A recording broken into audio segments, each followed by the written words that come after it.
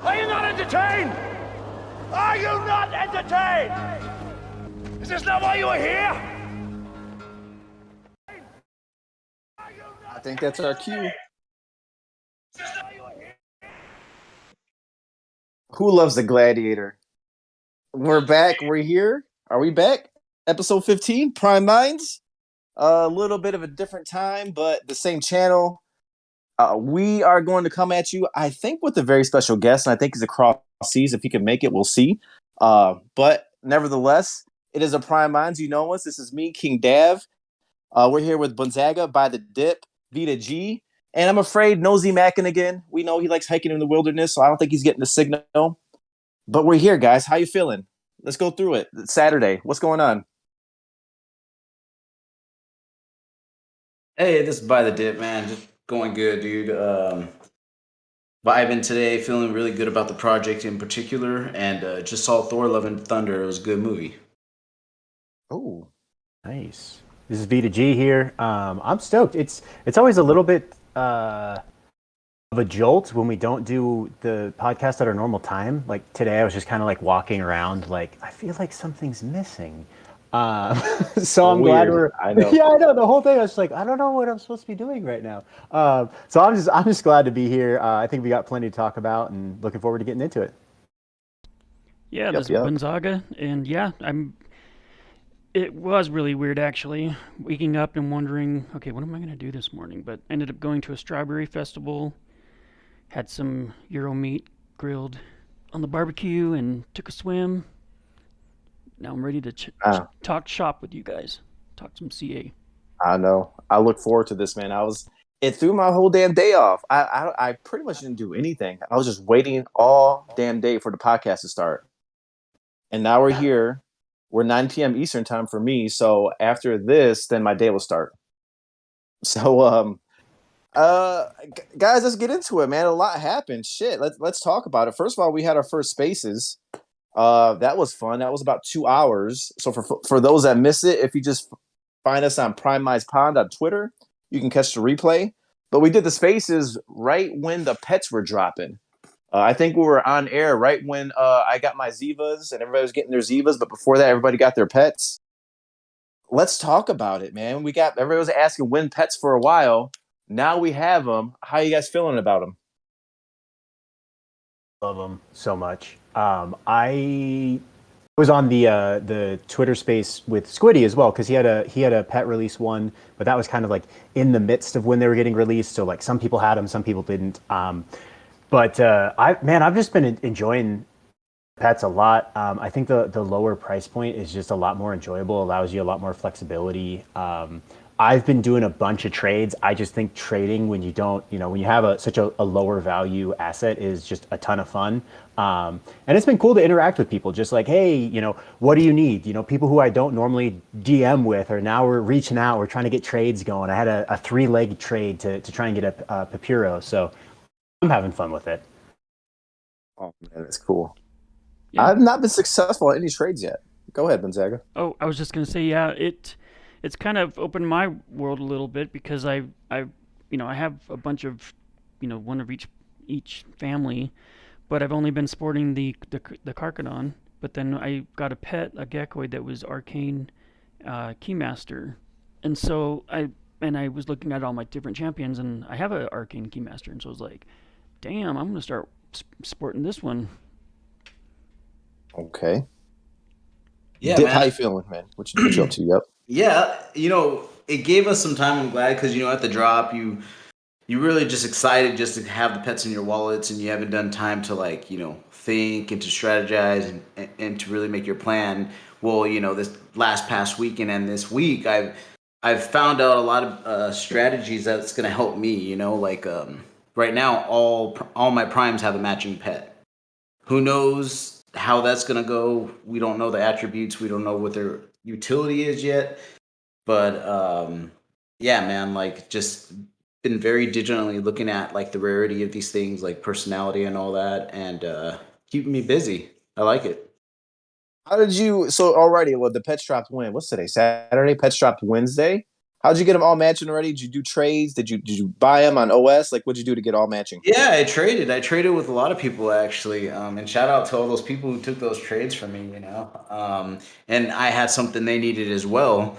And I think that's really good for the community because we all actually, it didn't matter what guild you were, it didn't matter, what house you were from. Everybody was just together and cooperating and willing to help each other. And that's the biggest thing. So pretty much just trying to fill it, like fill up the one that you need. You got one that someone needs. They got one you need. It's just a quick swap like that. Yeah, and gas was low too, right? Like gas was, I think I paid $1 to $2 for a transaction fee. I was in a similar boat, and it felt really good because it felt like it was the first real opportunity where we've seen like primes have each other's backs, right? Like because like during the where we've been with the Prime Eternals, like you'll get some people helping each other out here and there, but this felt like a much more like a larger scale, kind of like, hey, we're here to like actually we're gonna help each other because we're all in this together, right? Like all of us Prime Eternal holders, especially as we introduce more people into this ecosystem, like the Prime Eternals, that's going to really mean something. So it was cool to see people like really band together and approach it that way. Yeah, I see a lot more energy in the Discord now. Everybody's showing their pets. When you match them up, they're showing the pictures. Everybody's liking it again. A lot more activity. People getting together. I've not been so lucky. Like I asked for a couple of trades, and I don't know. Maybe people didn't have what I needed, or they wanted to keep it. So what I did was I just ended up buying more on OpenSea that matched my champions. So actually, let me ask that. Like, is there a certain strategy, Dip and Vita, or Benzag? Did you make any trades yet? Or Dip and Vita? I put out some offers, but no one's. I mean, I did I'm like like 0.2, you, 0.3 WETH offers, but no one's. Everyone's keeping that combo. Well, pet for pet. So like Dip and Vita, like what kind of strategies are you using to make those trades? Like how are you successful at that? Because I've not made one yet. Well, fortunately for me, it got drop load a shitload of pets, so I got a lot of variety. Yeah, got like 9 Zivas and like like 24 other pets or something like that. But I had a good variety, but none, unfortunately, that I needed. At first, I started off. I needed, I have 15 primes in my wallet right now, so I needed. I was missing like 11 of them, and a lot of those, I probably made 1 or 2 purchases off OpenSea, but everything else was traded. So it was just like I traded Vita. Vita gave me a Life Vitra pet, and then what did I give you, Vita? You gave me a Arcane Karkadon? Yeah. Ziva, I think? Arcane, no. I needed Arcane Karkadon. I think I gave you an Ilga, right? Arcane Ilga, maybe? It's right, yeah. And then I actually traded that to Blitz, and I got a Papiro from Blitz. Papiro, so, there you go. So that's what my thing to have is I've actually been trying to like combo a bunch of them together just to get at the end, like I just want to get something that I want. So like I didn't have a Papiro, I just wanted to get one. And so I kind of strung together this multi-legged trade. So I traded to Clinton Lambert, then to Dip, and then to Blitz to eventually get what I wanted, which was a Papiro. Wow, wheeling and dealing, making it happen. Yeah. No, I've not done that, man. Those Papiros, they're going for a premium, but we talked about all this in our Twitter Spaces. So find us in Twitter Spaces at Prime Minds Pod. Go through all the pets. We went through all that, the personalities, the toys, the food, and speculated on how that might show up in the game. But gentlemen, we have our very special guest that's backstage. Like I told you all, we have a special guest today. He's a Web3 influencer, NFT gaming content. To me, he's an expert in a lot of the Web3 games, right? We dive into Champions Ascension here, but this gentleman here, Web3 Wesley, takes a look at a lot of the different games, and he's just out joining us.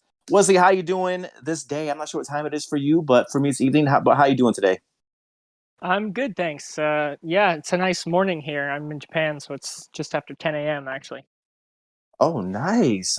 We've not talked to somebody in Japan yet. Oh, There awesome. is an international community, so I love that about just like Champions Ascension and the whole Web3 space. So it's a nice day in the morning for you, man. How are you feeling? Like, let's get right into it. I know that your voice in the play to earn space. We usually, when people come on the podcast, we like to ask them about their process and their journey. How did you get interested in play to earn and find yourself being one of the influencers here? Yeah, sure. So I'll start with crypto in general. I first got into crypto back in, I guess, 2014.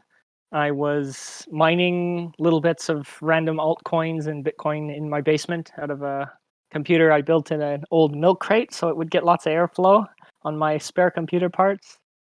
And then Nice. I was kind of in the background. I didn't do too much with crypto. I always just kind of kept an eye on it. And then in 2017, 2018, as the market, when it went up, I was there a little bit. And there are a few projects that caught my eye with NFTs, particularly. And it's funny because I don't even remember what all the names were because when the market went away again, a lot of them just never came to fruition.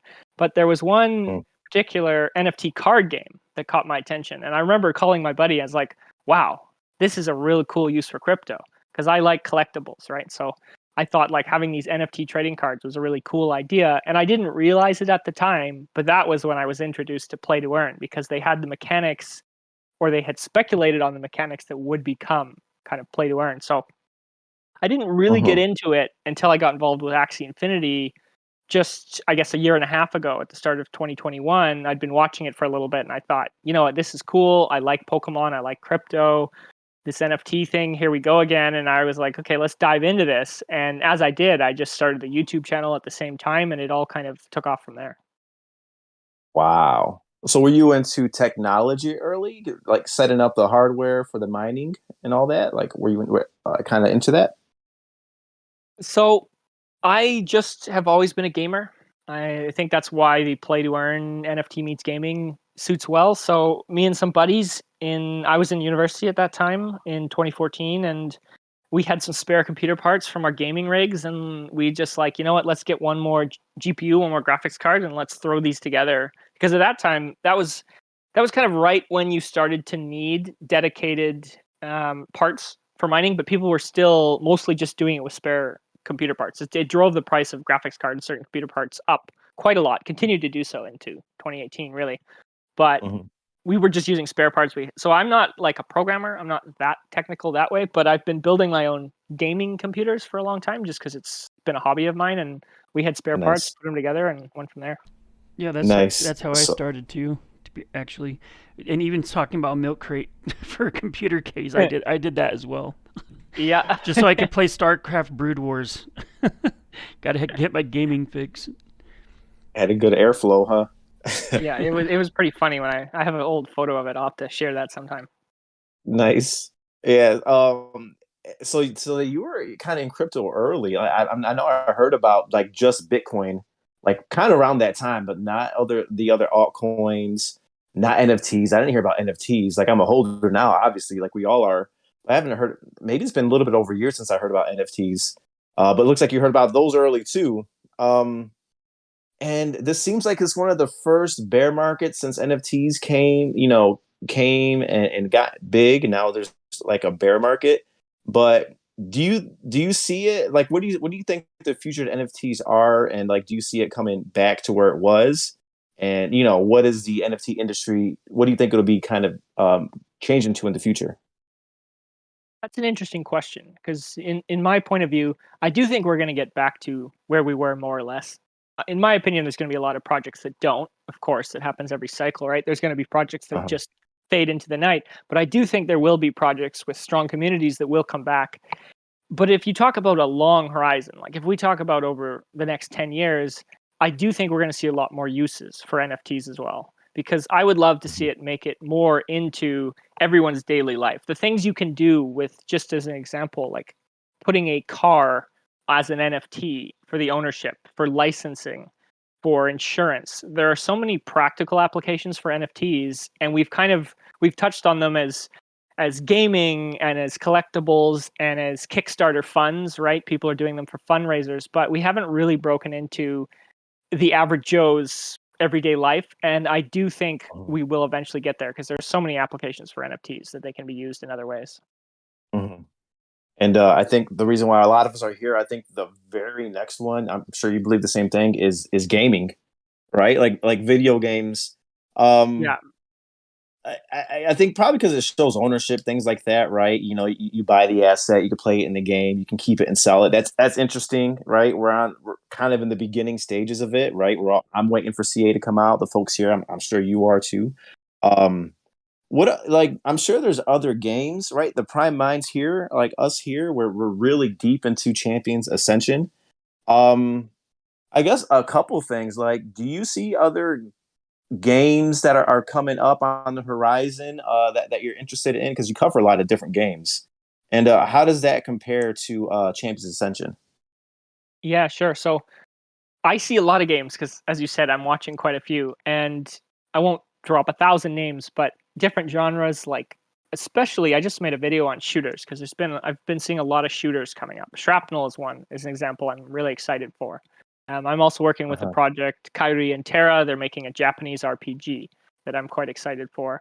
And they're seeing games in all kinds of different genres. But I definitely think one way Champions Ascension is unique is I haven't seen that many like arcade fighter NFT games.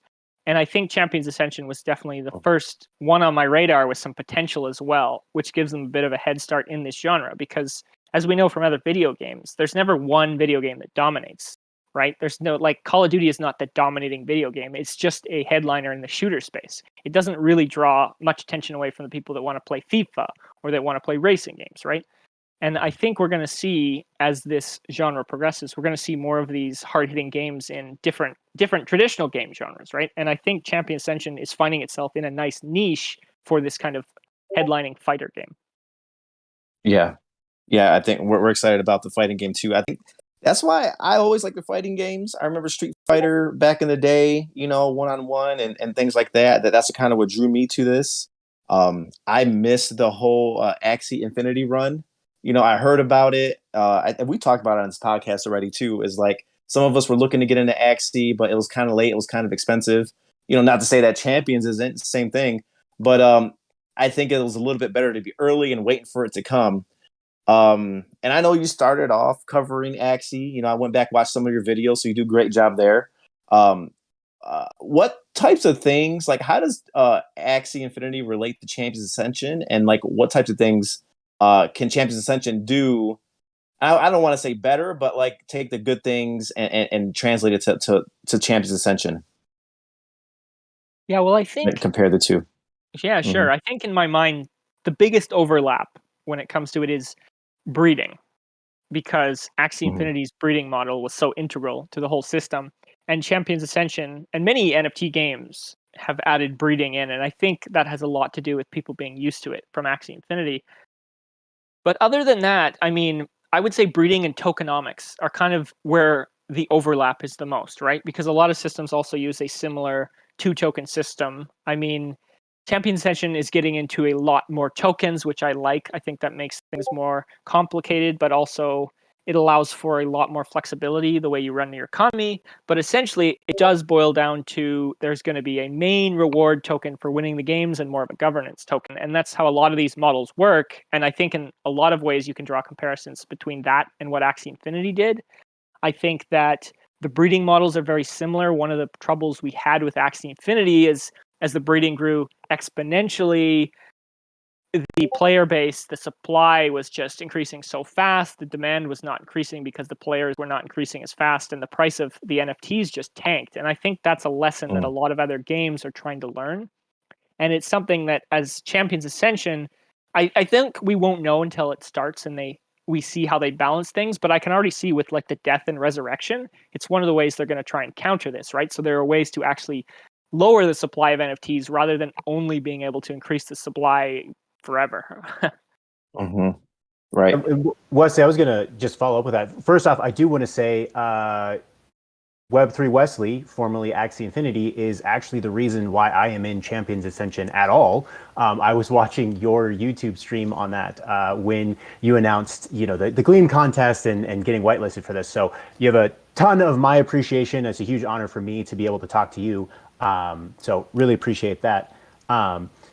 Did want to just ask, because you were talking about kind of the tokenomics and all that. So from what you've seen with all of these various games that you've been involved with, like what to you are the key components within tokenomics that make a system be able to grow to scale? Yeah, tokenomics are such a complicated thing. I'm trying to think, like, I would start at the ground. I would say, how much does the team have and what's the vesting schedule is usually the first thing I look at, right?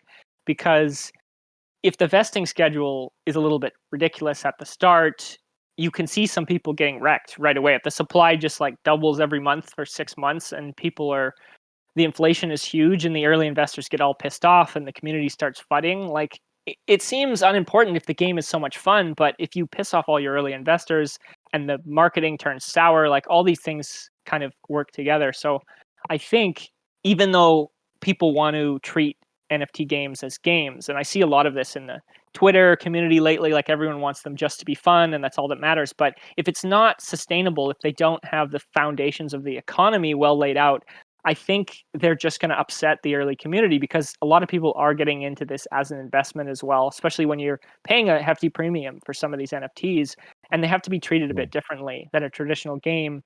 So I think those are some of the foundations. And the other thing is like this 2-token system, we've seen it on many different projects, but the infinite supply of your reward token or your utility token, whatever you want to call it, has been a problem in some of these economies, right?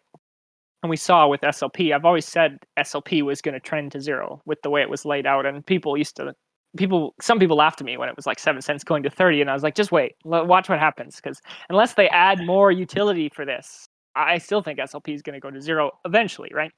And we've seen for months now, it's just been trending down. And I want to see other games build better loops, better economies that allow these tokens not just to trend to zero and get way out of hand. And it's definitely something complicated. It's easy to say, it's hard to do. And I'm kind of waiting to see how this gets implemented. Yeah, I remember actually Zero Cold mentioning that exact thing, is that they want to create a platform or a game within mini games and stuff like that people are going to want to spend their tokens. And so hopefully that's something that they can deliver on, where it's like, so we're generating our tokens and people want to buy them from us because they want to spend them on things for their pets or for their mini games or whatever. Yeah, exactly. Is SLP, is that is there a limit there? SLP is like an infinite token? Infinite. Okay.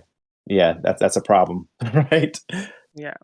So like you said, people have to want to spend these tokens in the game. Like, so fun is part of it, right? Because if there's a player base that plays this game just for fun and they want to earn SLP so that they can use it in the game, that's great. But Axie, you could use SLP for breeding and that was it.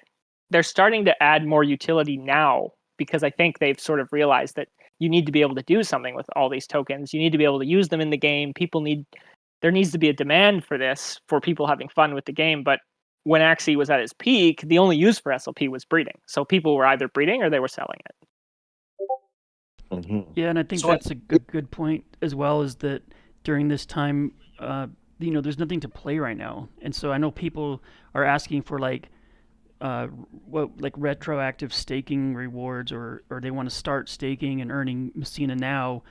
And I think that would be detrimental to the project, like you said, because the generation of all these tokens with nothing to spend on would overinflate the market once the game does come out. And I think that people need to be a little bit more intelligent when they're asking for those kind of things, that it's just going to ruin the game if they do that. Yeah, that's a fair point. I think people look at it more from, the market's going down and they're holding these investments. Holding's tough. Holding is, it's tough psychologically too, especially when the market starts to go down, you see things devalue. So people want to see some returns because I think people will feel better if they start to get some dollars back in their pocket. But you're right. The overall economy is something that's more important in my opinion. And pertaining to economy, Wesley, what do you think of scholarship programs? Now, I know to some degree it did have success, but then a lot what people were doing, right, were just using it to just cash out the money from the tokens they earned. Like, what do you think of that, and how do you think scholarship can be improved? Yeah, that's a tough one. I think Mhm. I've always said scholarships for Axie were kind of a double-edged sword because it would have never reached the height that it reached without scholarships. The amount of marketing and the amount of players that it brought into the game was kind of insane, right? And it allowed Axie to blow up, really. But that also put so much stress on everything, right? In a lot of ways, they were still developing the game, they were still developing the economy, and it blew up before, I would say, before they were ready for it. And I think that was kind of detrimental. Going forward, I think scholarships are going to be here to stay. There's so many big guilds, and I think there are healthier ways to implement them. But at the same time, we also need ways, like one of Axie's problems as well was there was no management system built in for scholarships because it wasn't designed with them in mind originally. Now we're seeing a lot of games come out, and here's an example. If you want a scholar, you go to the marketplace, you rent out your NFT, the scholar agrees to 50%, and the system automatically pays you each 50%, right? In Axie Infinity, it all had to be done manually. So many scholars got screwed over as well, as people didn't pay them. And there were ways for the scholars to get the Axies banned so that the managers, the people who bought the scholars, got screwed over. And it was, in a lot of ways, a big risk. And I think that we need to grow. If this continues, it needs to be integrated into the game properly for safety reasons and for many reasons, honestly. Can can we take a little step back just because I'm fairly new to the NFT space? What is a scholarship? So essentially, a scholarship is when you buy an NFT for a game and someone else borrows that NFT to play the game. By playing the game, they're earning tokens and they give you a percentage of the tokens they earn as the actual investor, right? It's kind of like what I would used to do is I'd buy an Axie, I'd find someone who wants to play Axie and I'd lend them my Axie and then I'd give them 50, 60% of the tokens they earn. But the tokens go to my wallet because it's my NFT, and then I actually have to be true to my word and send them that 50%. And that's the kind of safety issue that I'm talking about, where now some games are, if you buy the NFT, you can rent it on the actual marketplace. They're building these features into the games. So it's like they micromanage it for you, so you don't have to do it. That's kind of the idea. Okay, gotcha. Mhm. You can I just think build that CA into mentioned they'll do that. quite that. Well, go ahead. And you're correct. Well, Yeah, no. What you That's just it. said is correct. That's just it. Yeah. Go ahead. Yeah, they said that was one of the kind of pillars of the creation of this game, was that they were going to integrate that into the game itself, and have them actually be managing that, which you can also just see that as a benefit from the company side as well. Is like, whatever, even though we're in Web3, like the company still gets paid, right? Like they still have to make money in order for them to continue making the game. So like they're going to be able to control some of the aspects of, potentially, speculation, of course, everybody, but they'll be able to control maybe some of the aspects of those scholarships directly, because it'll actually be written into their smart contracts. But then they can also get a cut of, they can take a small transaction fee, which is actually better for all of us, because if they're getting paid, they'll continue to make stuff for us. And Wesley, I'm actually just curious on this. This is kind of a soapbox, and I don't want to take too much time on this, but I'm really curious because I know you had a scholarship program. But so one of the things when I was looking at a scholarship program for Axie was that people are talking about, like, oh my gosh, this is amazing, this is revolutionary, this is changing people's lives, and it was, right? A lot of people were, particularly people who were in developing countries, were able to make a paycheck that they wouldn't have otherwise during the pandemic. Awesome, love to see that. But I think that you don't truly see a transfer of wealth unless you see a transfer of ownership. So in my head, I'm just curious, like with scholarships, have you ever seen it, or from your own, have you ever considered doing something that's more of like a rent to own on your scholarship, where eventually someone would pay off that asset and then you could actually transfer it to that person who has worked to get that asset? Yeah, I think that's a much better model. And going back to the original question too, a lot of scholarship programs end up being value extractions, right? Which can be a problem if they have no intention of ever playing the game. As soon as scholarship program ends, they go play something else. And I agree with you. So in my own scholarship program, in the end, I never told any of my scholars this when I started. because I didn't want to, what's the saying? Promise low, deliver high. I'm screwing this up, but under promise, over deliver Yeah, is there you go. kind of always how it works for me. So I ended up giving a bunch of my Yeah. scholars Axes. One at a certain point in time, I just gave them Axes, and I said, you know what, you guys can just play this on your own if you enjoy the game. And I'm sure some of them just sold them, but some of them have continued to play the game, which is nice to see. And in the Axie community, people have termed things like this graduating, right? Graduating from your scholarship where you become a manager yourself. And I do think that should be the ultimate goal. These people who maybe can't afford $1,000 NFT, if they're going to play the game long enough, their goal will hopefully be to get their own NFT rather than just take the money they've earned and then start playing another game. That's so cool. Sorry, I just want to take a moment. You're the first person I've ever heard of who's done that. I haven't asked that many people, but like, props to you, man. That's really freaking cool. Because again, that transfer of ownership is where you're actually going to see a potential for a radical change in someone's life. Because again, like they might not have the means to buy $1,000 asset. So I think that's awesome, man. Thank you for sharing. Yeah, no problem. Oh, that's amazing. And so the other thing that got me interested in Champions Ascension, not just the champions themselves, the NFTs. Land is a huge thing in a lot of the metaverse games. Right, we have Sandbox and things like that. I understand that Axie just came out with Land. And Illuvium, I seen you covered Illuvium with one of your videos as well. What do you think, again, like what CA can learn, the good, the bad, the pros, the cons, and how would that translate to Champions Ascension game? Yeah, sure. So I have very mixed opinions on Land. I'll say that up front. In some cases, I think that it ends up being way overpriced and it's too speculative. And the biggest problem I have with some of these Land games is it's based on user-generated content. So you sell land and people build something on the land, and that's what makes the game fun. But then they charge a huge premium for this land. So they want you to build something, but you can't afford it. It's kind of the issue I see. So something like Illuvium, and I mentioned this in my video, is a little bit different, where they're making all the gameplay. And land just gives you extra assets, extra ways to play the game. So to me, that makes a little bit more sense. Where something like the Sandbox, I would like to see that kind of land be free. If it's going to be based on what people build on it, if that's how the universe is going to be interesting, I think anyone should be free to build something. And the people that build the best thing is where everyone's going to go. But going back to what CA can kind of learn, one of the things they can learn is Axie Infinity's biggest problem with land is they actually sold their land years ago. I think 3-4 years ago. And people just got more and more pissed off as land gameplay still isn't here. They only released staking last month. They made it live. And so people have just it's just been this building tension of, well, when are we ever going to get to use this land we invested in? Now, most people haven't held it this whole time because they sold land for like $5 and now it's $1,500 for the same plot. So those people are happy. They don't care. But the people that bought it at the top, like a year and a half ago, that spent $4,000 on plots of land that are now worth $2,000, and they still haven't got a single penny back until this week, are quite upset.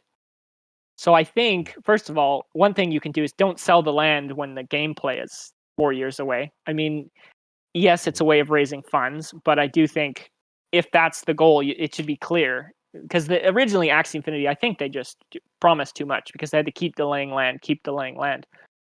And that got the community quite sour. But that's the same thing with NFTs. If you sell these NFTs 4 years before your game's coming out, I think you need to be very clear about that on the roadmap.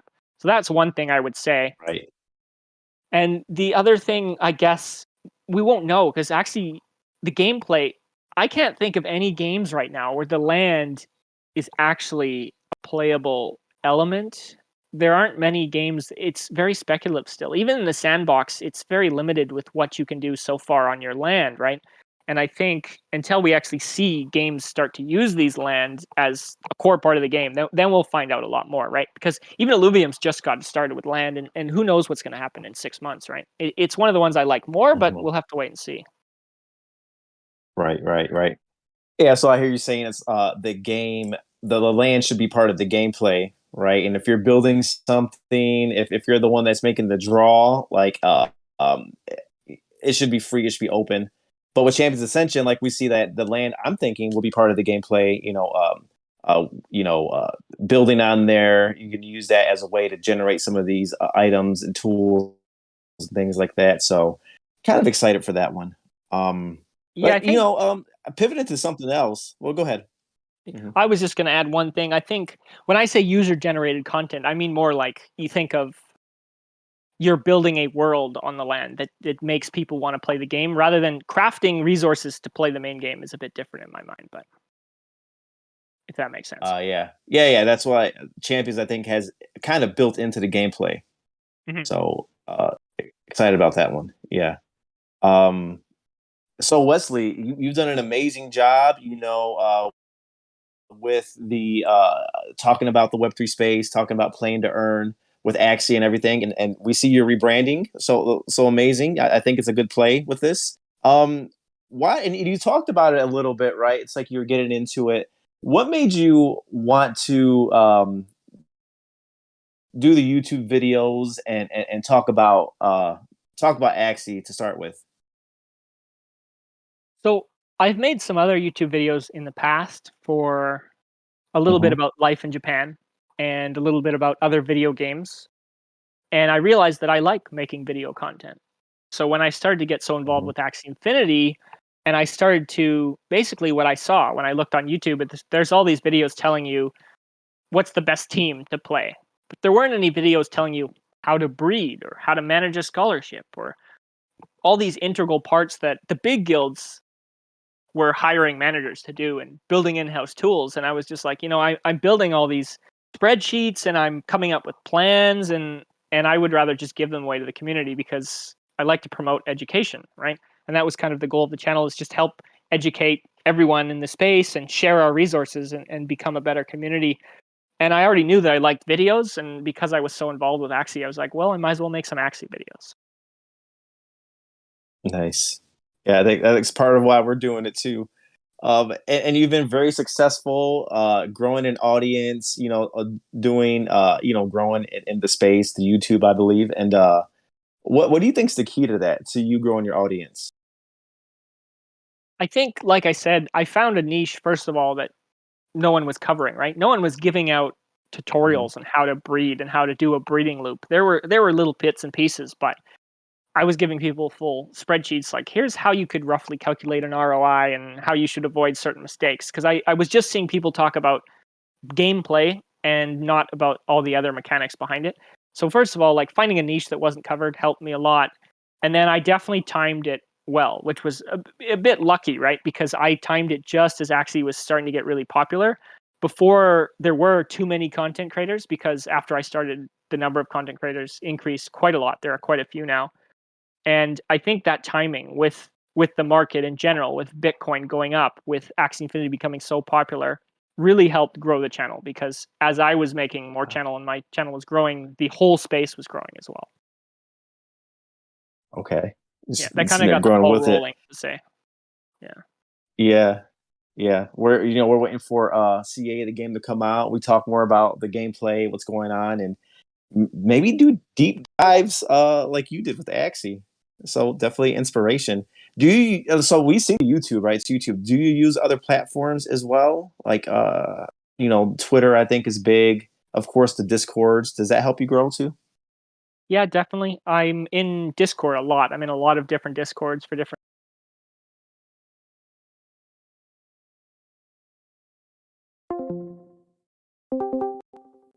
A goal of mine to be a bit more active in Twitter, because especially in the crypto space, it's one of the top social medias for sure. And other than that, I use a little bit of Telegram, but that's more for communicating with teams and stuff like that. But for marketing, definitely, I think Discord and Twitter are the biggest two in my mind. Facebook as well. I'm not big on Facebook, but Southeast Asia has a big community in the play to earn space, and Facebook is very popular, especially in the Philippines. So I know a lot of people got big using Facebook, but I'm kind of minimal on the Facebook side. For me, it's more Discord, Twitter. Nice. Wesley, quick question. What part of Japan do you live in? I used to be stationed out in Yokosuka, Japan. I'm in Osaka. Oh, okay. Isn't that Osaka close to one of the marine bases? To be honest with you, I'm not sure where the closest. I know there's one not too far away, but I'm not sure what the closest would be. A lot of people end up stationed in like Yokohama. There's a really big base close to Yeah. Tokyo, where Mhm. I'm That's about on the train. I'm Yokosuka. about 3 hours southeast Got of it. Tokyo. So Sweet, man. Did you like Japan? I loved it. I lived in Yokosuka. It was 45 minutes away from Tokyo by the train. And as you know, Wesley, they have the different colored trains, the black train, which I think stops at every stop. And then what is it, like another colored train that only stops a couple of stops. So they have no drinking curfew there. Like I would be at this place in called Roppongi. I'll go to Roppongi, Shibuya. yep, You've been there, yeah. And I yeah, I've would been there. Nice, famous area, drinking areas in Tokyo. yes. So we did have a lot of fun over there. Oh man, I need to check Japan out one day. We should do. We're doing a meetup in Vegas. Wesley, I don't know if you come to the States much. We're doing a meetup in Vegas in November, but maybe our second meetup will be Japan. Yeah, you should. If you do an Asian wing, I'll definitely be there. I would have loved to have gone to NFT New York, but just with my visa situation, if I leave Japan at the moment, it's a big hassle because the country's quite locked down. So I haven't been out. I've Mhm. been here almost 2 years now straight. So I definitely want to get back to North. I'm from Canada originally, so I need to go back and visit some family soon. Oh no, Yeah, they got you locked in there. not locked It's a in, nice just island, more if right? I it's too many hoops and it's so expensive right now with the flights and everything, especially with what was going on. Things were just crazy for travel, so I figured let's wait a couple years and then we'll make a North America trip again, go visit all the friends and family. So maybe in Oh, I November get it. if I'm nearby, but we'll see. I get it. I get it. Well, that's a good thing about being on, the Web3 or being on the internet is like you can kind of do it from anywhere. So that's pretty cool. Exactly. Speaking of that, like what was that process like, when you're doing your videos, you're getting more views, and coming to monetizing it, the getting sponsorships, is that something that you reached out about, or did folks start reaching out to you? How did that process work? Everyone reaches out to me to be honest with you. Okay. Especially like Champions Ascension was one of the earlier sponsors that I did because at first I was just turning them all down because there were. I like sponsorships when it's something that I would buy myself, right? That's kind of my general rule. If it's an NFT that I would invest in, then I'll talk to the team and see if it seems like a good project to bring to the channel. But when the market was so bullish, I was getting an insane amount of emails every day asking for sponsorships. I still have an insane amount of emails in my mailbox that I just can't answer them all, and I really have to filter through the good ones. But my advice would be if you want to get the Prime Minds channel sponsored, would be just to keep going, right? Just keep putting out content and putting out content. And when Champions Ascension picks up, when the market picks back up, I'm sure you will get a lot of people reaching out to you. That's not to say you can't be proactive about it and reach out to people in the space as well, especially because you guys are making good content. I think people will appreciate that if you reach out to them and offer them prospective sponsorship spots. But definitely, for me personally, clients reach out to me. Yeah, Mm-hmm. So you just keep your head down, making the best content, and then they come to you. basically, That makes exactly. sense. That makes If you sense. if you make it, they will come. Yeah. Right. So I'm just curious with that in mind. You had said that you would only want to make a sponsorship for a project that you want to be involved with. So are you a Prime Eternal holder? And if so, how many do you have? What's your favorite? Walk us through some of that. Oh Yeah, yeah. sure. So I have 3 Prime Eternals. My favorite. So here's the funny part. I don't have Prime Eternals as my profile picture, and I don't tend to advertise which ones I hold. And the main reason behind that is just for my own security. Because I'm a public figure, I don't actually like to tell people what NFTs I purchased and kind of advertise that. It's funny because the Champion Ascension team one time asked me, "Do you want to come on and like show off your champions?" And I was like, you know what? I'd rather just kind of let everyone know that I'm invested in this because I am, and I think it's awesome. But I'm not super public about it, which is kind of odd considering I'm a public figure in the Web3 space. But to answer your question, I think I have one arcane Prime Eternal that's 3 out of 3, which I think is interesting because I want to do breeding. So I think that one's probably my favorite. But then I also have one with a divine part too that is probably, I think it sells more if I was going to sell it. But to me, the purity is something that I'm really watching because I want to try and like breed because I think that's so interesting. So, yeah. And you got the experience with the Axie.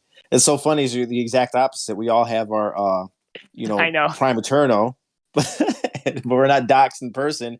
But you don't want to dox your NFT, your Eternal. That's funny. I like that. I think it's because I'm doxed in person that it makes me a little bit more like I can hunt you down. Yeah. Along with all the sponsorship requests, you'd be surprised the amount of spam that people are trying to get me to. Some of them are funny, but some of them are quite intricate that I get in my mailbox. Like I don't click any links in any emails ever. If it's a project that someone sends me and it seems legit, I have a different computer that I look up the project on. So is that the same in the other games that you're into? Like they don't know it's Wesley that's holding the character or the NFT when you're playing? My as far as Champions Ascension goes, once the game's launched, I'm sure I'll be sharing everybody my NFTs because it'll make good YouTube content. But right now, one thing you can also do is because there are so few and the Prime Eternals are so unique as well, you can I mean I have certain NFTs in different wallets, like I have different security practices. I've partitioned my hardware wallet for different projects and stuff. But at the same time, the less information you give the people trying to attack you, the better. Right. Oh, I get it. Which is why I took my birthday off of Facebook. Quick tip. Yeah, not a bad idea. Right. We usually do a primetime thing. I'm gonna ask the guys, like maybe we can talk about some pets or anything. But before we even get there, Wesley, I'm sure you've seen the pet drop, right? With CA. Yeah, I have. Have you seen? Yeah, like what do you think about the pets and everything? And I guess compare that to the other NFT projects with pets, or I think some Web3 or gaming project. I'm not sure if there's any pets around, but is there anything comparable to that? And what do you think about the pets in CA here? Yeah, I was trying to think about that myself when we got these pet drops because I can't think of a good comparison. I've seen some other projects talk about the pets, but I haven't seen it implemented. So I think this will be interesting. I mean, I like it, of course. I got a bunch of free NFTs. There's no complaining there. Right. And I don't think it really devalues the main Prime Eternals in any way in my mind, too. If anything, it adds them value because we're getting things delivered on them. So I think that was great. But I'm not sure, honestly. I think it was a nice little bonus, and I think it's a good way to reward some people that have been holding or that bought early, right? Because I got an airdrop for buying early. I got 3 pets for each Prime Eternal for holding, for buying early, and I can't remember the third qualification. So I have a whole bunch of pets. So you were there in the mid then. So you bought. I was there. Yeah, I had a whitelist spot on the original mint. I got one of my Prime Eternals on the whitelist spot, and then I got another one pretty early on, and then the third one later. But yeah, so I got a whole bunch of pets. Nice. Yeah. We usually do a segment called Prime Time where we look at the Prime Eternal, but in this case, we're gonna do a pet time. Why not? In honor of the pets being dropped on Wednesday, and we'll go through it. We've studied the pets a lot, so we're gonna go through some of their traits, their rarities, and things like that. Do you want to stick around for that, Wesley? Yeah, sure. I show you a couple of our pets. I'm happy to stick around for a little bit. I actually haven't done much research, so I'm kind of curious on the rarity and stuff because you guys were talking earlier about trading. I haven't done much trading yet, but I want to try and match some pets to my heroes because I know there will be some benefits to that, but I haven't got around to doing it yet. Oh, we'll go through it. Are you able to watch the stream while we pull the pets up? Yeah, I think so. All right, so let's So we're gonna let's go to we have a spot. Well, we have a play sponsorship. We're gonna go to our sponsorship, and then when we come back, we're going to do a special segment called Pet Time.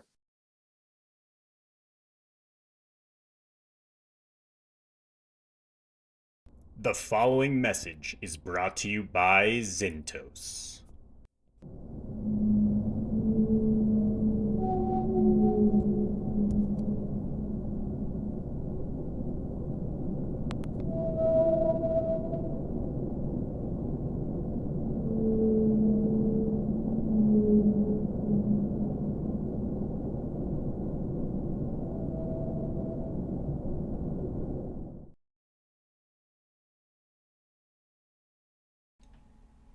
And we're back. We're back here, Prime Minds. I missed the sponsorship that time, but I'm sure it was a great one as always.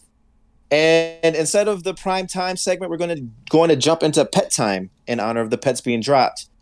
Do we have a pet number that we're going to pull up? Yeah, let's try 100775. I mean 10775.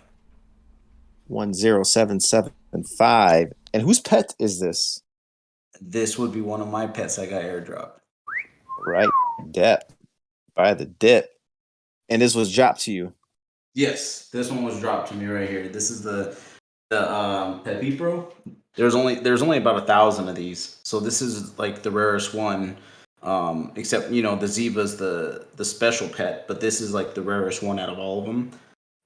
It is a arcane, and it's as you see, a Grundle, and I do have an arcane Grundle as well. It's gonna go pretty good with that. Nice. You see, Yeah, and I know this one, the Papiro is the most rare right now, and it's going for a premium, definitely, based on all the other pets. Also with these, the Arcane, the first 3 essences, I think those are also a little bit harder to find because that's what everybody's holding right now. So when you add that with the Papiro, those are, those are not as available as the rest of them. This is a good looking pet here, Dip.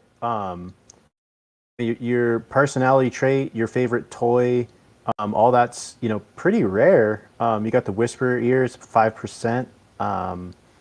Yeah, I mean this is a pretty rare pet. Got rare components on top of it being the rarest pet type out there currently. Yeah, I wonder what Smart is going to do. I wonder how that will affect things. So what do we know so far about the traits and the properties too? I know the icons on the banner correspond to favorite food here, and then the favorite toy is the Whisper Ear. Do we have any more details about how these are going to correspond with the champions yet? We don't. A little bit really is if they match the house and the essence, it's going to give a boost in the arena, which is the first thing that they said. Mm-hmm. But we think that one of the most important things, and I have not pulled it up yet, but one of the most important things that might come into play in the game will be the personality of the pet. What's the personality with this one? Smart. So and you see the personality based on the background too. So Smart, it might do something like be more efficient, or maybe be able to do some type of smart move or something like that. But you can see that, I think, plainly based on the background. So I think that'll come into play a little bit better when the game starts. So it's got the cheese there. It's got the Grundle. It's got the Arcane banner. It's a Papiro, Mm-hmm. Whisper Ear, and Smart background. Yeah, you can see all of that. A smart background with the gray. Yep. Yeah, all of it in the image. That's pretty cool that you can see the properties in the GIF itself. You don't even have to look at the properties. No, yeah, we can see him, right? And it's so funny that's the Whisper Air sitting right there on the floor. That's hilarious. And another thing, Wesley, just to talk about, they had also mentioned with the pets that they'll likely help in some PvE stuff as well. So if you're on to some of this, the example I'm going to give is speculation, but they have stated that there will be some components, so you might be able trying to find materials out in a field somewhere, and so your pet might be able to help you and assist you with that. So maybe a smart pet will have a better identification of what's a piece of trash versus what's some rare herb that you need for something. I'm terrible with examples. No, yeah, and I was thinking about that earlier actually, because I've asked, I mentioned it a couple times, when are we gonna get the pet white paper, and I was thinking about that today, and I thought, they probably don't know yet.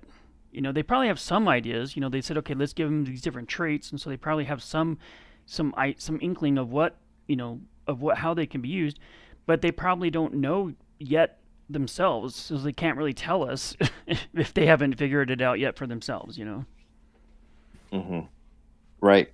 Yeah, and there'll be a lot of pet games too, right? So I think that'll come into play. But I think right now the key is getting the ones that match, the ones that you want to hold, the PEs that you want to hold for sure. Get the pets to match that. And the Dip did a good job of that already. Vita's done some of that. I picked some up off the floor that matches. And I'm really looking at that personality trait. I think that'll come up, I think that'll be a little different, the difference maker in the game. Yeah, my strategy So, was I was trying to trade a couple people. I haven't been successful yet, but I was thinking if I need to buy pets that match, I'm just going to wait a week or two. And I think as the hype dies off a little bit, I was hoping the price of the pets, I mean, they're cheap. They're not that expensive compared to the main NFTs, but I figured after a few days, the hype will die down a little bit and maybe the floor will dip a little bit and I can just buy the pets that match my heroes if I need to, if I can't find some good trades. So yeah, what my theory is that well, from a gamer perspective, is I'm gonna get in the game. I'm gonna find out which character I'm good at. Which one I win more than I lose, and then I'm gonna find out what pet I need for that person. Was what my plan is. So I might not even do a trade until autumn or whatever when you can get in combat. right. So you know which ones you want to use, Yeah, right? I mean, what if I get one and I suck at it, and I just spent $50 or something? So yeah, I think I'm gonna wait. Yeah, that's a very good point as well. Right. And I think we have one more. Go ahead. Let's pull one more up. Vita, you have because you love personality traits so much, King Dav. I pulled this one up just for you. I want to quiz. Let's quiz King Dav. So looking at this picture, don't look at his properties. Can you tell us what? Tell us about Purple is obsessed. Obsessed. Right. Cheese. Purple is obsessed, and that's the Messina Frisbee. I think it's 3%. Nice. And the cheese, I think, is 10% rarity. And what's the banner? I don't even know. What banner is this one? Oh, that's Earth. Nice. That's the Earth Mountain banner. So far, so you've gotten all of them. What's the face on the right? I don't even know what the icon is. I'm looking at my phone at this point because my OpenSea and my computer wasn't working. That looks like the Sadari. Yeah. Awesome. You did it. I'm just flipping through them. Yeah. Yeah. Well, what's the cheese percentage? Cheese is 24%. Damn. Probably all those cramsters, huh? Cheese is 24%. Somebody brought up a good point about that, right? Because it was like, is having a rare treat type better or worse, right? Because it's like, if it's a rare treat type, does that also mean that the treat itself is more rare? But it might give you a better again, speculation, everybody, but say if you give your pet the treat that it likes the most, it does a task better. It gets some sort of a buff to the task it's doing. So maybe if it's a rare one, it would get a better buff, but the treat itself is harder to find. Yeah, like those dragon eggs. No, the other way around. If you have a pet that's favorite food is rare, there will be more available because not everybody needs it. Maybe. So I think that might make it better. Because I was looking at the mushrooms. I love the mushrooms. You were. Too. Yeah, you were looking at those mushrooms, King Dad. I think it's the magic mushrooms they like, these crazy pets. So maybe there will be mushrooms everywhere, and not a lot of pets like the mushrooms best. So you have all the mushrooms you need for the pet that likes it the best, which is where rarity will come into play. I think. I don't know what the toy does, though. No idea. And this is a cool one. You got the Messina Frisbee. This is Vita's. This is yours, huh? Yeah. 3% Messina Frisbee. That's pretty rare there. I just have no clue what the toy would do, and I guess I guess it may will keep your pet happy, right? I get okay. I'm not gonna lie. I also played Webkins with my kids.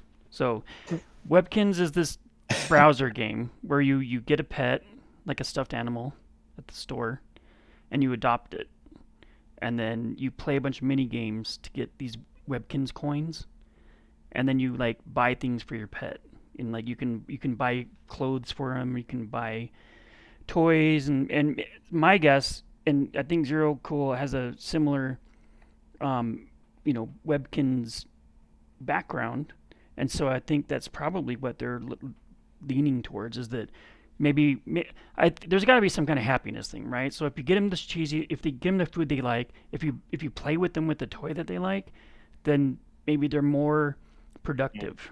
They're more productive, more efficient. Output. Yeah. But if you give them like, some coal or something, and you never play with them, maybe then they'll just be less productive. Mm-hmm. Or something like that. But so that's got to be where the rarity should be better, right? The lower the percentage there is, the higher the rarity. So the higher rarity one you have should be the better pet. So maybe I think just there's less competition for it. I think that's what might make sense. So there's less competition in this case for Vita's frisbee, so he can find more he can find the frisbees. They'll be more available for his pet, so his pet will be happier. That's my theory there. I'm stick to it. I hope so, but I'm also hoping it's like the frisbee's like 10 million Messina or something like that. If you have a frisbee, you can sell it.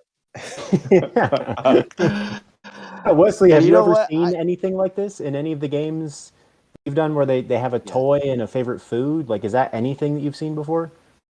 No, I'm trying to think like which projects have talked about pets before, but no one's really implicated in any of the games that I've seen. So this is pretty unique as far as I'm concerned.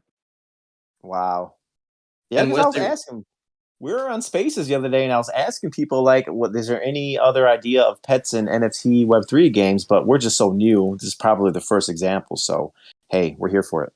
So, Wesley, have you ever heard of custodial wallets? That's what CA is planning to implement. Yeah, I have. Yeah. Go ahead. I think that makes sense in a lot of cases for Web3 games. Especially for scaling, I feel, just because you're able to reach the normal people, right, that are not into NFTs, because it's probably like maybe 5% or even 3% of people know about NFTs, know about crypto, and I feel like those custodial wallets will help get the rest in there. Yeah, I agree with you. I think any way you can make a normal gamer who perhaps wants nothing to do with NFTs, anyways you can make it easier for them to get in, I think is a good thing for the expansion and the player base, and just getting people to learn about the game, right? Mm-hmm. Yeah, we're excited about that part. Yeah, guys. I mean, I think we covered a lot today. Wesley, this is a podcast I'll probably listen to 2 or 3 times because you just dropped a lot of knowledge on us. I think your experience shows, you're studying all the other Web3 games, a lot of the other games that shows. We're going to make sure Ice Toad and Zero Cool and all that listen to this episode because I think they can draw a lot from this as well. Not even just like being a content creator. You could probably be an advisor to some of these projects. So we appreciate you even coming on and blessing us with all your knowledge. No worries. I'm pleasure to be here. Yeah, a last question, man, about we're so into Champions Ascension is why we do this podcast. We want to know what excites you about Champions Ascension and where do you see it going, maybe even long term, based on what you know now? I think Jam City and the team behind it was one of the things that got me excited in the first place, right? Because as I said, there are a lot of good games coming up, but there's also a lot of junk. And I think that was one of the first things that stood out is here's a company that could be successful. They've been successful in the past. They've made good games in the past. So now they're in the Web3 space. That was something that drew my attention for sure. And something that's, made me buy and continue to hold the game. And they're just adding all the elements that I liked from Axie Infinity too. Like the breeding is something I really enjoyed. And it was, it can be quite complicated, but I think that makes it fun too. And fighting games, like I said, haven't seen many fighting games at all. Still, I haven't seen many arcade fighter styles. And then they're adding in crafting and the ability to have your own buildings on your land and a lot of elements from other games that I think are a lot of fun. And just in my mind, it seems like a game where it's going to be a good investment and it's going to be fun at the same time. And that's kind of what I'm always looking for in a Web3 space game. Oh yeah, all those reasons, which is why we are so into this. Um, with that, I mean, this has been an amazing episode. This was episode 15. We're just little babies compared to you, Wesley. Like, but we plan on doing 100 and more. So we're in this. We're gonna take your advice to the heart and just keep our heads down and keep putting out some content. Last words. Gonzaga, how you feeling? Hey, pretty good. I'm just frustrated as hell at this OBS thing. Like every like 30 minutes, like it does something, like cuts out of sound or does some. Anyway, I'm doing good. I'm really glad that Wesley joined us tonight, and good morning to him. And yeah, I just appreciate that you came and I'm just impressed with your background. I'm impressed with your videos. I wasn't like V to G. I saw them a little bit later. I think it was a little bit after I started making some videos. I was looking around on YouTube to see if there's anybody else making Champions Ascension videos, and I stumbled across one of the ones that you did was as a sponsor. And so yeah, I just appreciate you spending your time with us and giving us all the information that you have. Yeah, absolutely. By the dip. How you feeling? Feeling good, man.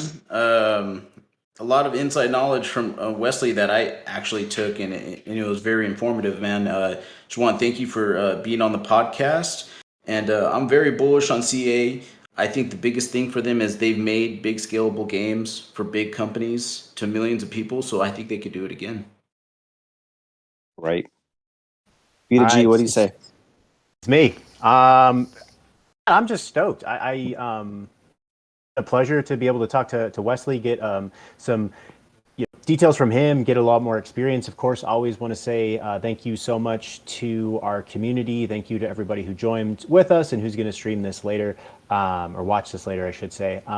Do be keeping an eye out. There's plenty of people who are still trying to get trades for pets down. Try was trying to get one going. Spider's trying to get one going. So support each other and keep working to make it build it great. What am I saying? Wow, that was like 3 phrases that all went together.